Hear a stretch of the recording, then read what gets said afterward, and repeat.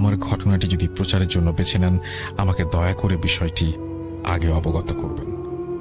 আমি অলরেডি আপনাকে জানিয়ে দিয়েছি। তারপর তিনি লিখছেন, রাসেল ভাই, আমি 2012 সাল থেকেই আমি বিভিন্ন সময় বিভিন্ন ঘটনা শুনি এবং তারপরে তিনি বিভিন্ন বর্ণনা দিয়েছেন এবং তারপরে তিনি লিখছেন, তখন সালটা সম্ভবত 2005, আমি তখন ক্লাস 3-তে। শীতের দিন, জানুয়ারি মাস হবে হয়তো, এবং প্রায় 15 বছর আগের কথা রাসেল ভাই। আমার গ্রাম্য অঞ্চলে তখন সেচের তেমন একটা প্রচলন হয়নি। প্রাকৃতিক নিয়মেই গ্রাম্য অঞ্চলে যারা চাষি তারা চাষবাস করতেন এবং ফসলে পানি দিতে হয় এই সময়, আপনি জানেন। এবং এই ফসলে পানি দেয়া একটা নিয়ম মেনে চলতে হয়, যেটাকে আমরা গ্রাম্য ভাষায় বলি গোন। গোনটা হচ্ছে অমাবস্যা পূর্ণিমাকে কেন্দ্র করে। ঘটনাটি আমার গ্রামের নজর আলী নামের একজনকে নিয়ে, যিনি মোটামুটি চাষাবাদের সঙ্গে যুক্ত ছিলেন। বয়স আনুমানিক তখন 50 থেকে 55 বছর হবে।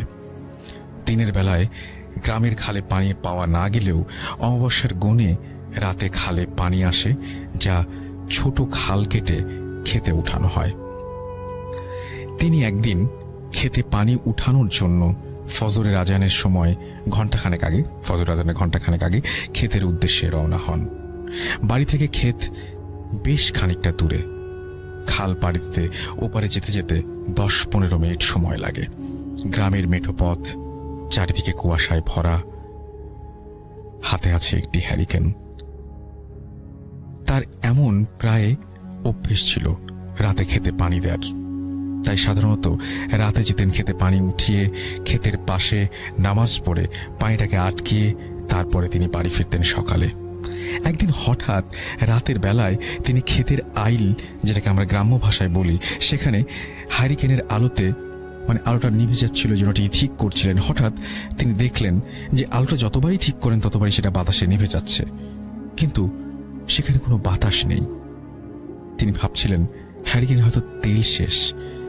এমন 4-5 বার হবার পর তার ভুলটা ভেঙে গেল। হঠাৎ পেছন থেকে কে একজন গম্ভীর কণ্ঠে বলে ওঠে, নজর, কি করিস? তিনি নিচু অবস্থাতে উত্তর দিলেন, দেখো না আমি কি করি। আবার একই কণ্ঠস্বর, একই প্রশ্ন ভেসে আসলো তার কানে। তিনি এবার বিরক্ত হয়ে পিছনে ফিরে তাকালেন, কেউ নেই।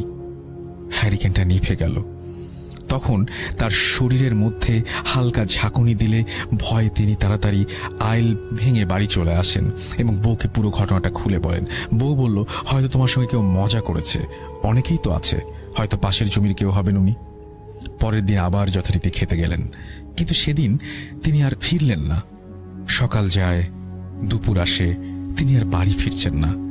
ক্ষেতের পাশেই ইলিয়াস নামে এক লোকের নার্সারি ছিল। উনি গাছে পানি দিতে উঠে হঠাৎ উচ্চ স্বরে চিৎকার দিয়েই অজ্ঞান হয়ে যান। তখন তার চিৎকার শুনে খালের ওপারে বাড়ির লোকজন তাকে ডাকাডাকি শুরু করে, কিন্তু কোনো উত্তর আসছিল না। তখন তার ছোট ভাই খেতে গিয়ে দেখলেন নজর আলীর লাশ, বিভৎস অবস্থা, তার মাথা কাদা মাটির ভেতরে ঢোকানো, ঘাড় ভাঙা অবস্থায়।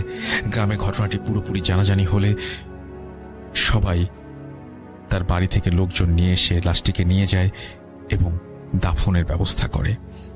ইলিয়াসের সেদিন থেকে জ্বর, 4-5 দিন বিছানায়। ঘটনাটি এখানেই শেষ হলে ভালো হতো, কিন্তু এটা মহামারীর মতো রূপ নিচ্ছিল আস্তে আস্তে। তার কবরটা যেখানে দেয়া হয় বাড়ির পাশের বাগানে, সেই বাগানের পাড়েই ছিল গ্রামের রাস্তা।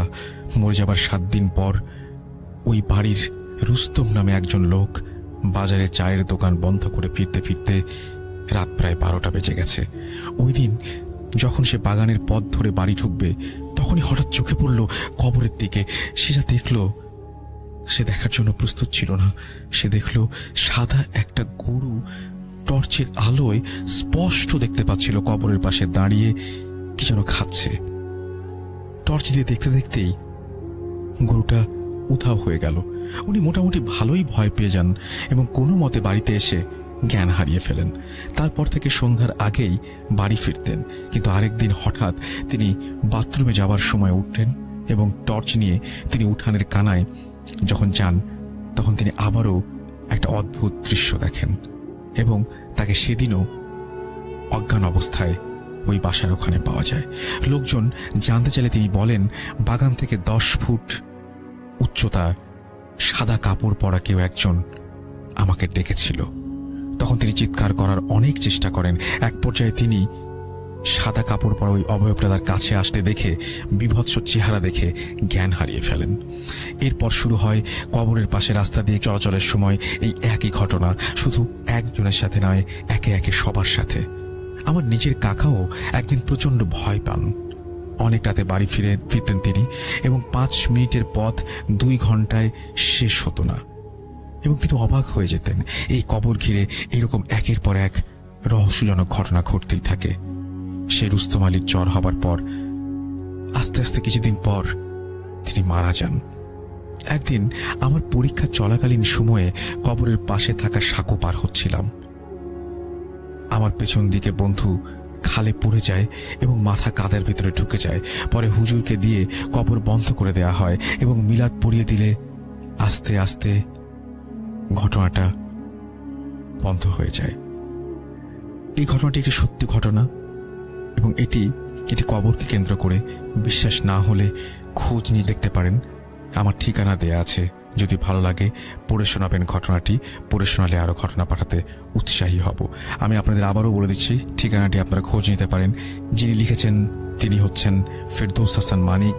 তার বাড়ি পিরোজপুর জেলার নাজিরপুর উপজেলার শাখারিকাঠি ইউনিয়নের বুড়িখালী গ্রামে। যদি এই ঘটনার সত্যতা খুঁজে পান, আমিও অপেক্ষায় থাকলাম, আপনারা আমাকে জানিয়ে দেবেন।